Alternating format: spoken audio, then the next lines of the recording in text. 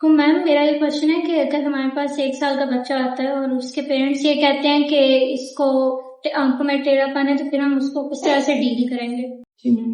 اچھا آمنہ، آپ کا یہ کوشچن ہے کہ 1 سال کا بچہ ہے اور پیرنٹس یہ کمپلین کر رہے ہیں کہ بچے کو ٹیڑھا پن ہوتا ہے، یعنی اسپنٹ ہوتا ہے کبھی کبھار، تو ہم نے اس 1 سال کے بچے کو کیسے دیکھنا ہے؟ دیکھیں، سب سے پہلے بچوں میں جو آپ نے چیز اسیس کرنی ہے وہ ہے ویژل ایکیوٹی. سب سے پہلے آپ نے اس کی ویژن دیکھنی ہے کہ ویژل اسٹیٹس اس کا کیا ہے. ٹھیک ہے، اب بچے کیونکہ بتا تو نہیں سکتے، وربل تو نہیں ہوتے کہ وہ اسنیلنگ سے دیکھیں گے، تو بچوں کے لیے ہمارے پاس اسپیشلی ڈیزائن ٹیسٹ چارٹس ہوتے ہیں، جیسے لیا گریٹنگ سے. اس ایج میں ہم لیا گریٹنگ سے ویژل ایکیوٹی کا جو ہے اسٹیٹس ہے وہ اسیس کرتے ہیں. سب سے پہلے آپ نے ویژن دیکھنی ہے.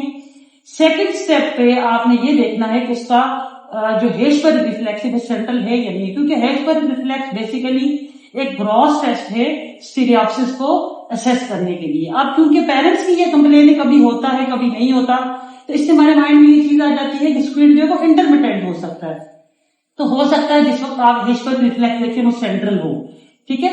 تھرڈ چیز آپ نے اس کا کور انکور کرنے کی کوشش کرنی ہے، کسی بھی ٹوائے کو ٹارگٹ کر کے اس کو جو ہے اس کے ساتھ بچے کی آپ نے ایکسٹرا آکولر مسلس اور کور انکور جو ہے وہ اسیس کرنے کی کوشش کرنی ہے. ٹھیک ہے.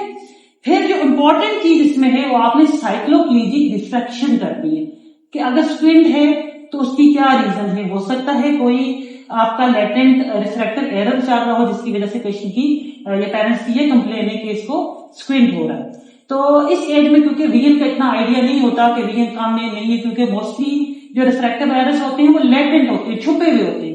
تو آپ نے کیا کرنا ہے کہ آپ نے ویژن اسیس کر کے اس کا ہیشبرگ ریفلیکس دیکھ کے کور اینڈ کور کر کے ایکسٹرا آکولر مسل اسیس کر کے، لیکن کور اینڈ کور ایکسٹرا آکولر مسل آپشنل ہے اگر پیشنٹ جو ہے بچہ جو ہے وہ آپ سے کوآپریٹ کرے.